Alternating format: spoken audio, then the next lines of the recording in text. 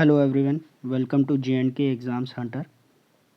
आई hope आप लोग ठीक होंगे। फ्रेंड्स,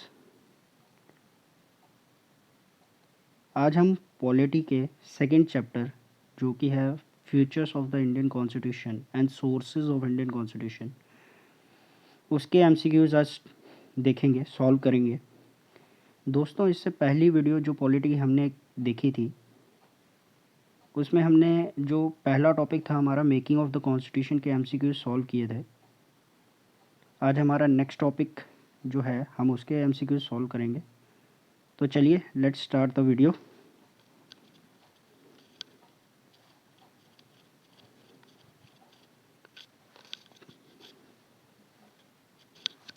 जो हमारा पहला MCQ है, क्वेश्चन है, वो है इन the Indian constitution the term federal appears in. जो इंडियन कॉन्स्टिट्यूशन में जो फेडरल टर्म है वो कहाँ मिलती है हमें, या कहाँ मिलती है हमें, कहाँ पर है। तो पहला ऑप्शन है द प्रेम्बल, सेकंड ऑप्शन है the part 3 of the constitution, third option है आर्टिकल 368 और लास्ट ऑप्शन है नन ऑफ द अबव। तो इस चीज़ के लिए याद रखिएगा, इस क्वेश्चन का जो फर्स्ट क्वेश्चन का आंसर है वो वैसे तो नन ऑफ द अबव है, बट ये क्यों है इसकी एक्सप्लेनेशन मैं आपको दे देता हूँ। जो प्रेम्बल है हमारा, प्रेम्बल में हमारा फेडरल वर्ड कहीं नहीं लिखा हुआ है। जब हम प्रेम्बल का लेक्चर देखेंगे, तब लेक्चर की जब वीडियो आएगी तब हम देखेंगे कि प्रेम्बल में फेडरल वर्ड कहीं भी यूज़ नहीं हुआ है हमारे। जो part 3 of the Indian constitution है वो फंडामेंटल राइट्स को डिवोटेड है। फंडामेंटल राइट्स में हमारे कहीं भी फेडरल टर्म यूज़ नहीं की गई है। आर्टिकल 368 जो है हमारा, आर्टिकल 368 जो है वो अमेंडमेंट ऑफ द कॉन्स्टिट्यूशन के लिए है। Amendment of constitution, amendment of the constitution के लिए है। तो इसका जो आंसर है वो नन ऑफ द अबव है, none of the above. But इसका जो सही आंसर है वो है part 1 of Indian constitution, part 1 of Indian constitution. जो पार्ट 1 है हमारा इंडियन कॉन्स्टिट्यूशन, उसका हमारा आर्टिकल 1 है। आर्टिकल 1 ही हमें बोलता है कि India, that is Bharat, is A union of states rather than federation of states, rather than a federation of states.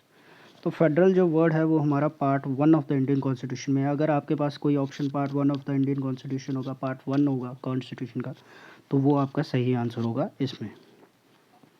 Next question, Indian federal structure is inspired by which model of the countries given below. जो भारत का संविधान है उसमें जो federal structure है वो कौन सी कंट्री से हमने सोर्स किया है, ये कौन सी कंट्री से हमने बोरो किया है। तो इसका जो सही आंसर है हमारा वो है Canadian constitution.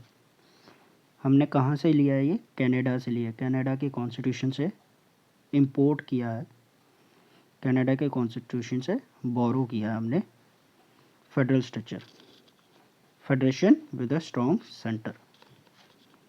Next question, India has borrowed the concept of fundamental rights from the constitution of. हमारे जो फंडामेंटल राइट्स का वो है, फंडामेंटल राइट्स हैं इंडियन कॉन्स्टिट्यूशन के, वो हमने कहाँ से बोरो किए हैं, वो हमने किए हैं USA से। फंडामेंटल राइट्स कहाँ से लिए हमने, USA से लिए हैं। जो सोर्सेज ऑफ इंडियन कॉन्स्टिट्यूशन है फ्रेंड्स, इसको हम अलग से एक वीडियो में भी पढ़ेंगे। इसकी लेक्चर वीडियो बहुत ही जल्द हमारे चैनल पे अपलोड हो जाएगी, उसमें हम डिटेल में पढ़ेंगे। अभी तो हम MCQs कर रहे हैं इसलिए हम जल्दी में थोड़ा सा एक्सप्लेनेशन देंगे, बट जब लेक्चर वीडियो आएगी उसमें हम डिटेल में पढ़ेंगे कि हमने कहाँ से USA से क्या क्या लिया है, कनाडा से क्या लिया है, जर्मनी से क्या लिया है, फ्रांस से क्या लिया है। जैसे USA से हमने फंडामेंटल राइट्स लिए हैं, जुडिशियल रिव्यू लिया है, इम्पीचमेंट ऑफ द प्रेसिडेंट लिया है, इंडिपेंडेंट जुडिशरी का कंसेप्ट लिया है। तो ये सब चीज़ें हमने USA से ली हैं। Next question, fourth one, The phrase equality before law used in Article 14 of the Indian Constitution has been borrowed from the Constitution of, जो आर्टिकल 14 है हमारा, आर्टिकल 14 हमारे फंडामेंटल राइट्स जो हमारे शुरू होते हैं वो आर्टिकल 14 से लेकर आर्टिकल 32 तक होते हैं। आर्टिकल 14 जो है हमारा वो उसका जो फ्रेज है equality before law, equality before law, right to equality जो हमारा आर्टिकल फंडामेंटल राइट्स यहाँ से हमारे शुरू होते हैं आर्टिकल 14 से, उसमें हमारा जो फ्रेज है आर्टिकल 14 में इक्वालिटी बिफोर लॉ, ये क्वेश्चन कह रहा है कि वो हमने कहाँ से बोरो किया है, किस कंट्री के कॉन्स्टिट्यूशन से बोरो किया है। तो हमने वो बोरो किए हैं ब्रिटेन से। ये जो इक्वालिटी बिफोर लॉ जो फ्रेज़ है ये हमने कहाँ से बोरो किया है, ब्रिटेन से।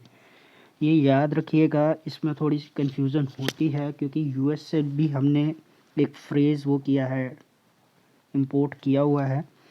यूएस से जो हमने फ्रेज़ इंपोर्ट किया है, इससे अगर हमने इक्वालिटी बिफोर लॉ किया है तो एक फ्रेज़ आता है इक्वल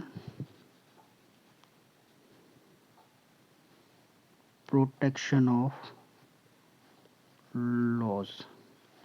ये कहाँ से बोरो किया है, यूएसए से। यूएस से हमने क्या बोरो किया है, इक्वल प्रोटेक्शन ऑफ लॉज, और इक्वालिटी बिफोर लॉ हमने बोरो किया है ब्रिटेन से। चलिए नेक्स्ट क्वेश्चन देखते हैं। The source of basic structure theory of constitution of India is. अब इस क्वेश्चन में पूछ रहा है कि जो हमारा बेसिक स्ट्रक्चर डॉक्ट्रिन है हमारे कॉन्स्टिट्यूशन का, जो हमारे कॉन्स्टिट्यूशन का बेसिक स्ट्रक्चर डॉक्यूमेंट है उसका सोर्स क्या है। ऑप्शन है, पहला है तो कॉन्स्टिट्यूशन ही खुद कॉन्स्टिट्यूशन ही उसका सोर्स है। सेकंड है कि ओपिनियन ऑफ द जूरिस्ट, जजेस की ओपिनियन थी। थर्ड है इंडिशियल इंटरप्रिटेशन, एक इंटरप्रिटेशन हुई किसी डॉक्यूमेंट की। और डी है पार्लियामेंट्री स्टैट्यूज, जब पार्लियामेंट्री कोई लॉ बना या कुछ बना तो वहाँ से आया। तो इसका जो आंसर है वो है ओपिनियन ऑफ द जूरिस्ट। इसका आंसर ये क्यों है ओपिनियन ऑफ द जूरिस्ट कि आप जानते हैं 1973 में जब केशव नंदा भारती केस आया था, तब सुप्रीम कोर्ट में, तब केशव नंदा भारती केस में एक्चुअली था ही यही कि जो हमारा इंडियन पार्लियामेंट था वो कॉन्स्टिट्यूशन की अमेंडमेंट करते जा रहा था। तो उस चीज़ के लिए सुप्रीम कोर्ट ने क्या किया था उस टाइम पे, सुप्रीम कोर्ट ने एक डॉक्ट्रिन निकाला, एक डॉक्यूमेंट निकाला जिसको नाम दिया basic structure of the constitution. और सुप्रीम कोर्ट ने ये जजमेंट दी कि इंडियन पार्लियामेंट अमेंडमेंट कर सकती है कॉन्स्टिट्यूशन की, they have the right to amend the constitution of India, but condition क्या थी, एक उन्होंने एक कंडीशन रखी। एक कंडीशन ये थी कि वो basic structure of the constitution को ऑल्टर नहीं करना चाहिए। कोई भी amendment basic structure of the constitution को अगर ऑल्टर करेगी तो वो अमेंडमेंट वैलिड नहीं होगी। तो जो अमेंडमेंट ऑफ जो ये बेसिक स्ट्रक्चर थ्योरी आई थी ये कहाँ से आई थी, जूरिस से। चलिए नेक्स्ट क्वेश्चन देखते हैं। विच of the following is not a feature of Indian constitution. Sixth question, which of the following is not a feature of Indian constitution. Indian constitution का इसमें से कौन सा एक फीचर नहीं है। पहला आ गया, ऑप्शन आ गया रिटन कॉन्स्टिट्यूशन, सेकंड आ गया फेडरलिज्म, थर्ड आ गया सोवरेनिटी ऑफ पार्लियामेंट, और डी आ गया, लास्ट ऑप्शन आ गया जुडिशियल रिव्यू। तो इंडियन कॉन्स्टिट्यूशन में रिटन कॉन्स्टिट्यूशन भी है, फेडरलिज्म भी है, जुडिशियल रिव्यू भी है, but sovereignty of parliament future नहीं है। तो हमारा आंसर क्या है, सोवरेनिटी ऑफ पार्लियामेंट, क्योंकि हमारे कॉन्स्टिट्यूशन की जो सोवरेनिटी है वो कहाँ से डिराइव होती है, पीपल ऑफ इंडिया से। Next question, seventh, Indian constitution is federal, unitary, quasi federal और प्रेसिडेंशियल। इंडियन कॉन्स्टिट्यूशन क्या है, फेडरल है, यूनिटरी है, क्वाजी फेडरल है, प्रेसिडेंशियल है। इंडियन कॉन्स्टिट्यूशन जो है वो है federal in nature but unitary in spirit. मतलब कि इंडियन कॉन्स्टिट्यूशन में फेडरल प्रोविजंस भी हैं, यूनिटरी प्रोविजंस भी हैं, बट ज़्यादा जो बायास्ड है, जो इंडियन कॉन्स्टिट्यूशन ज़्यादा झुकाव है, वो झुकाव किसकी तरफ है, यूनिटरी की तरफ है, यूनिटरी स्पिरिट की तरफ है। इसीलिए इंडियन कॉन्स्टिट्यूशन को क्या बोला जाता है, क्वाजी फेडरल, क्वाजी फेडरल बोला जाता है। इंडियन कॉन्स्टिट्यूशन को क्या बोला जाता है? Quasi federal. इंडियन कॉन्स्टिट्यूशन को क्या बोला जाता है? Quasi federal. क्यों बोला जाता है? क्योंकि, और ये बोला किसने था? सबसे पहले हम ये देखेंगे, ये बोला था केसी वेयर ने। ये हमारा एमसीक्यू भी होगा वैसे आगे। केसी वेयर, इन्होंने बोला था, इन्होंने ये टर्म दी थी क्वाजी फेडरल की।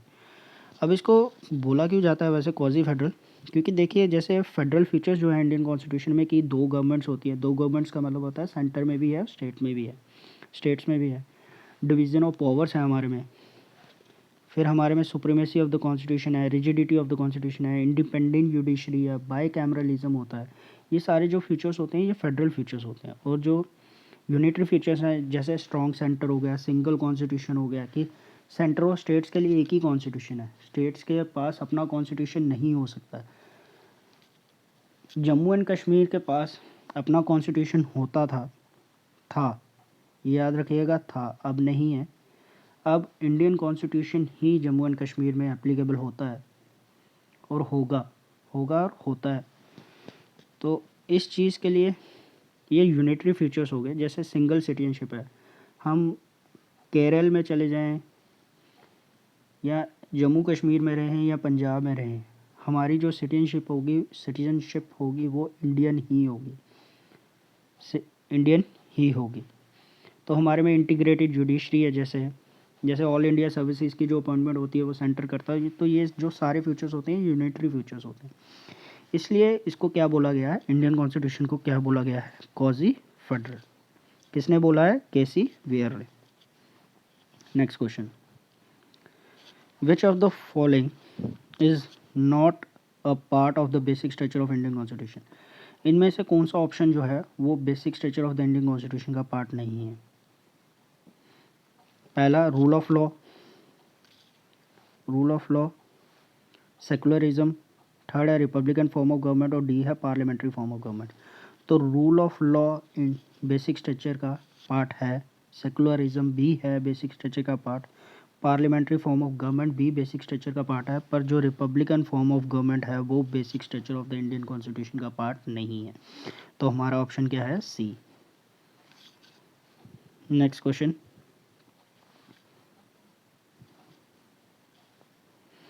इंडियन कॉन्स्टिट्यूशन इज, पहला ऑप्शन है रिजिड, फिर flexible, neither rigid nor flexible, और पार्शली रिजिड पार्शली फ्लेक्सिबल। तो इसका आंसर है दोस्तों नाइदर रिजिड नॉर फ्लेक्सिबल। अब कई बार क्या होता है कि जब हम थ्योरी में भी पढ़ते हैं या हम सब्जेक्टिव जब इसके क्वेश्चंस वगैरह देखते हैं तो हम इस टर्म को भी यूज़ करते हैं, पार्शली रिजिड पार्शली फ्लेक्सिबल को भी यूज़ करते हैं।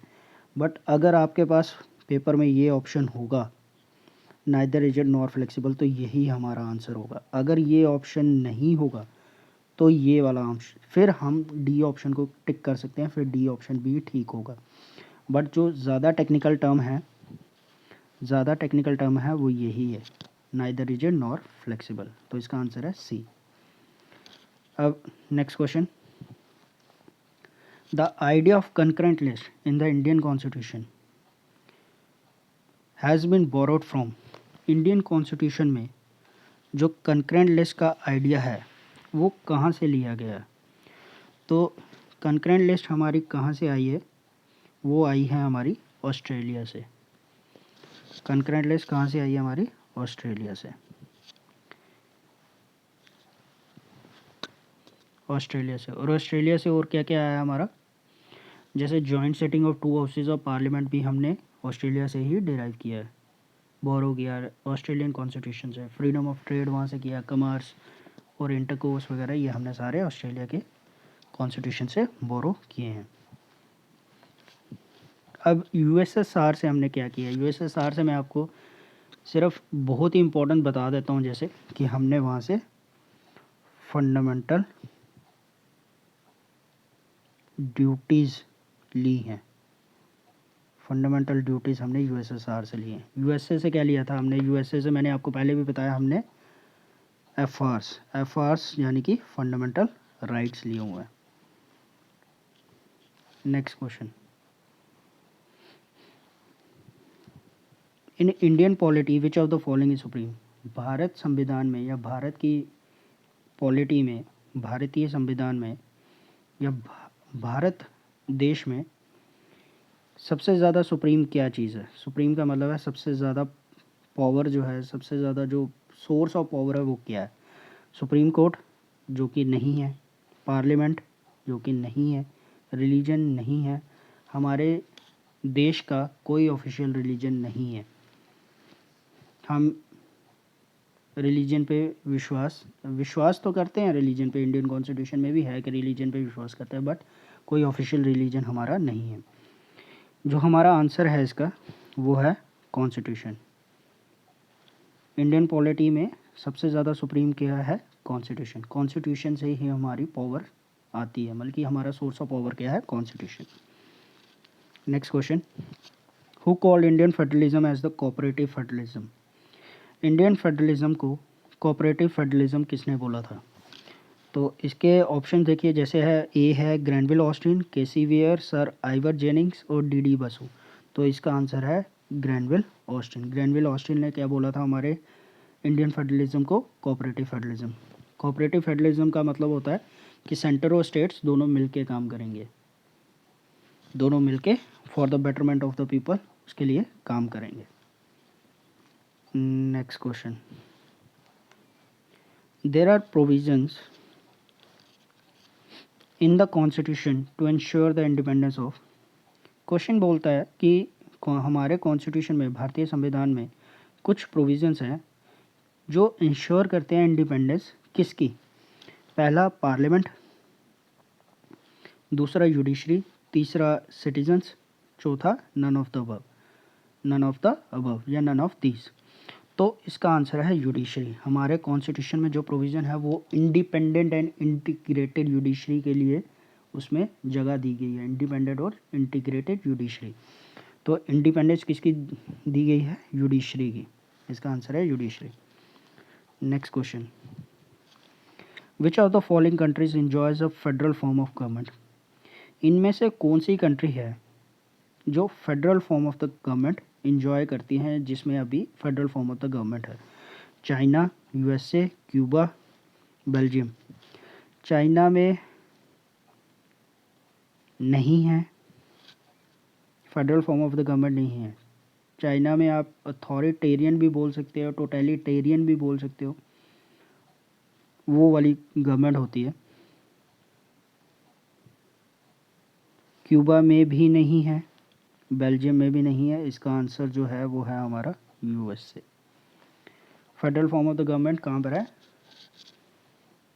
Federal form of the government हमें कहाँ मिलती है? यूएसए में मिलती है। Next question, the idea of directive principles of state policy in the Indian constitution has been taken from the constitution of. DPSPs हमने कहाँ से लिए हैं? Directive principle of state policy. Directive principle of state policy को हम DPSPs भी बोलते हैं शॉर्ट में। तो वो डीपीएसपीज जो हैं वो हमने कहाँ से लिए हैं? डीपीएसपीज हमने लिए हैं आयरलैंड से, कनाडा से नहीं, ऑस्ट्रेलिया से भी नहीं और साउथ अफ्रीका से भी नहीं। साउथ अफ्रीका से हमने क्या लिया? साउथ अफ्रीका से हमने क्या लिया? अमेंडमेंट ऑफ द कॉन्स्टिट्यूशन का प्रोसीजर लिया। साउथ अफ्रीका से हमने अमेंडमेंट ऑफ कॉन्स्टिट्यूशन का प्रोसीजर लिया। अमेंडमेंट ऑफ द कॉन्स्टिट्यूशन हमने वहाँ से लिया, साउथ अफ्रीका से लिया।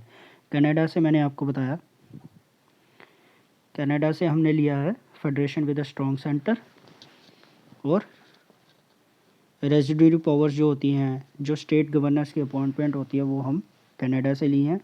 ऑस्ट्रेलिया का तो हमने पहले भी डिस्कस कर लिया। ऑस्ट्रेलिया से हमने क्या क्या लिया? कॉन्करेंट लिस्ट लिया, joint sitting of the two houses of the parliament लिया। तो इसका आंसर है Ireland. Next question, the federal system of India was inspired by the constitution of following.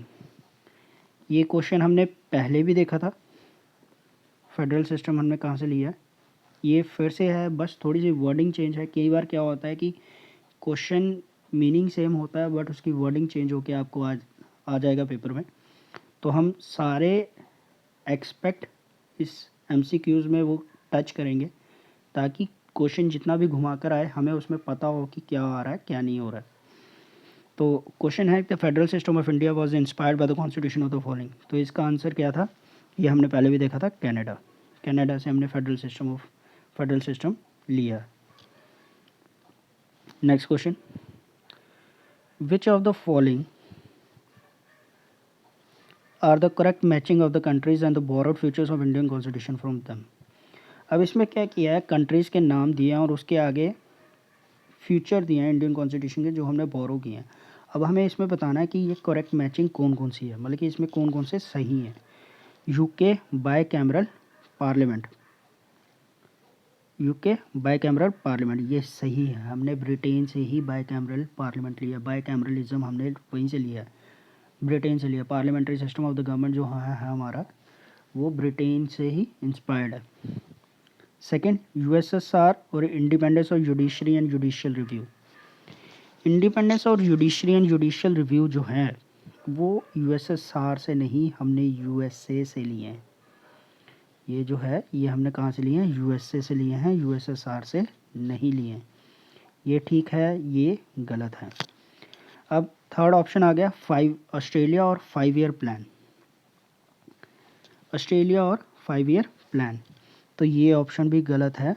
जो 5 ईयर प्लान है वो हमने किससे लिए हैं, यूएसएसआर, रशिया से। 5 ईयर प्लान का जो कंसेप्ट है वो हमने कहाँ से लिया है, रशिया से लिया है। तो ये ऑप्शन भी गलत है। अब फोर्थ ऑप्शन है US language of the preamble. तो लैंग्वेज ऑफ द प्रियम्बल ये ऑप्शन भी गलत है। लैंग्वेज ऑफ द प्रियम्बल हमने कहाँ से ली है, ऑस्ट्रेलिया से ली है। लैंग्वेज ऑफ द प्रियम्बल हमने कहाँ से लिया, ऑस्ट्रेलिया से लिया है। ऑस्ट्रेलिया से लिया है, सॉरी मेरे थोड़े से स्पेलिंग गलत हो गए। ऑस्ट्रेलिया से लिया हमने language of the preamble, US से नहीं लिए। Japan, law on which the supreme court function, ये सही है, हमने ये जापान से ही बोरो किया है ये मेथड। और Ireland, method of election of president, ये भी हमने आयरलैंड से ही किया। आयरलैंड से हमने 2 चीज़ें देखी थी। आयरलैंड से हमने क्या क्या लिया, डीपीएसपीज लिए हैं, nomination of members to the Rajya Sabha लिया है, राज्यसभा में जो मेंबर्स की नॉमिनेशन होती है वो हमने कंसेप्ट आयरलैंड से लिया है।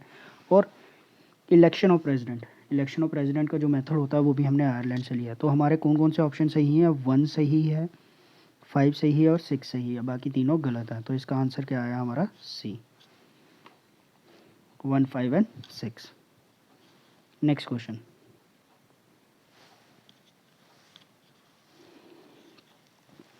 नेक्स्ट क्वेश्चन है which of the following statements about the constitution of India is are correct. इनमें से जो स्टेटमेंट्स दी गई हैं नीचे आपको कॉन्स्टिट्यूशन ऑफ इंडिया के बारे में, इसमें से कौन सी सही है और कौन सी गलत है, ये हमें बताना है। इसमें पहली स्टेटमेंट क्या बोलती है,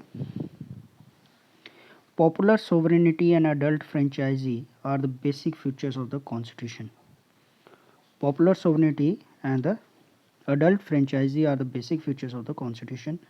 Second statement है, the constitution in so far as the division of powers between the center and the state is concerned is rigid. Third option है, the constitution recognizes the interdependence of civil and economic rights. और fourth option है, the constitution mentions direct control by the people such as referendum initiative and recall. अब हमें बताना है कि इनमें से कौन सी स्टेटमेंट्स सही हैं और कौन सी गलत हैं। ये ऑप्शंस हमें दिए हुए हैं नीचे। पहले हम स्टेटमेंट्स ही देख लेते हैं। तो हमारी जो पहली स्टेटमेंट थी वो थी the popular sovereignty and adult franchise are the basic features of the constitution. Popular sovereignty and adult franchise are the basic features of the constitution. तो फ्रेंड्स ये जो स्टेटमेंट है ये सही है। जो हमारी सोवरेनिटी है वो किससे डिराइव होती है, पीपल से। और अडल्ट फ्रेंचाइजी वाला सिस्टम है हमारे कॉन्स्टिट्यूशन में। हम जो वोट करते हैं वो 18 साल की उम्र के बाद ही कर पाते हैं, तो वो अडल्ट फ्रेंचाइजी का ही ऑप्शन होता है। सेकंड ऑप्शन जो है हमारा, the constitution in so far as the division of powers between the centre and the state is concern is rigid, ये भी सही है। जो हमारे कॉन्स्टिट्यूशन की जो डिवीजन ऑफ पावर्स हैं सेंटर और स्टेट में, वो रिजिड है, वो फ्लेक्सिबल नहीं है, वो रिजिड है। थर्ड ऑप्शन है, the constitution recognises the interdependence of civil and economic rights, ये भी सही है। कॉन्स्टिट्यूशन इसको रिकॉग्नाइज करता है कि हमारे जो सिविल और इकोनॉमिक राइट्स हैं उनकी इंटरडिपेंडेंस है, वो एक दूसरे के साथ जुड़े हुए हैं, एक दूसरे के ऊपर डिपेंडेंट है। तो लास्ट ऑप्शन देखते हैं हमारा, the constitution mentions direct control by the people such as referendum initiative and recall. तो कॉन्स्टिट्यूशन क्या बोलता है कि हमारा डायरेक्ट कंट्रोल होगा पीपल का, कौन से मेथड से, रेफरेंडम इनिशिएटिव एंड रिकॉल। ये ऑप्शन हमारा गलत है, को हमारा इंडियन कॉन्स्टिट्यूशन ये चीज़ कभी नहीं बोलता। हम इनडायरेक्टली जो कंट्रोल होता है लोगों का वो इनडायरेक्टली होता है, हमारे में इनडायरेक्टली कंट्रोल होता है। हम अपने रिप्रेजेंटेटिव्स को लोकसभा में भेजते हैं या लेजिस्लेटिव असेंबलीज में भेजते हैं, वो हमारे बिहाफ पे क्या करते हैं, रूल करते हैं, लॉज बनाते हैं, सरकार चलाते हैं, हमारी बेटरमेंट के लिए काम करते हैं। हम डायरेक्टली किसी का रेफरेंडम इनिशिएटिव और रिकॉल वाले ऑप्शन हमारे पास नहीं होते, इंडियन कॉन्स्टिट्यूशन में नहीं होते। तो इसका जो आंसर होगा वो क्या होगा, 1, 2 एंड 3, डी ऑप्शन होगा इसका।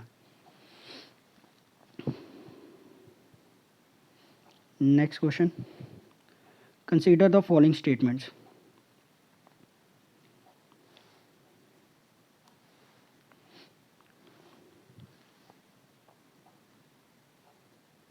Consider the following statements. Indian constitution क्या है, अनरिटन कॉन्स्टिट्यूशन है, इंडियन कॉन्स्टिट्यूशन रिटन कॉन्स्टिट्यूशन है, ये याद रखिएगा, इंडियन कॉन्स्टिट्यूशन रिटन कॉन्स्टिट्यूशन और लेंथियस्ट रिटन कॉन्स्टिट्यूशन है। सबसे बड़ा रिटन कॉन्स्टिट्यूशन जो है वर्ल्ड का वो इंडियन कॉन्स्टिट्यूशन है, अनरिटन कॉन्स्टिट्यूशन नहीं है। अनरिटन कॉन्स्टिट्यूशन किसका है, ब्रिटेन का। अनरिटन कॉन्स्टिट्यूशन किसका है, ब्रिटेन का, ये याद रखिएगा। और थर्ड ऑप्शन है largely based on the government of India act 1935, ये बिल्कुल सही है, ये बिल्कुल सही है। हमारा जो इंडियन कॉन्स्टिट्यूशन है उसका जो ज़्यादा हिस्सा जो है वो कहाँ से डिराइव किया हुआ है, गवर्नमेंट ऑफ इंडिया एक्ट 1935 से किया हुआ है। वो फोर्थ ऑप्शन है गिफ्ट ऑफ ब्रिटिश पार्लियामेंट, ये गलत है, ये गलत है। वो गिफ्ट नहीं है, ब्रिटिश पार्लियामेंट का गिफ्ट नहीं था, वो हमारे जो फ्रेमर्स ऑफ इंडियन कॉन्स्टिट्यूशन जो कॉन्स्टिट्यूएंट असेंबली थी उसने बनाया था, वो गिफ्ट नहीं मिला था हमें, हमारी मेहनत थी हमारी। वो इंडियन कॉन्स्टिट्यूएंट असेंबली की जो कॉन्स्टिट्यूएंट असेंबली हमारी सिलेक्ट हुई थी, उसकी मेहनत के बल पे हमने इंडियन कॉन्स्टिट्यूशन बनाया। तो इसका आंसर है guys 2 and 3 are correct, second और थर्ड सही है इसमें। Next question, the most essential feature of a federal government is most essential feature of a federal government is, federal government का मोस्ट एसेंशियल फीचर क्या होता है। पहला ऑप्शन है division of power between the federal and state government, supremacy of parliament, supremacy of judiciary, single citizenship. तो इसका जो सही आंसर है वो है division of power between the federal and state government.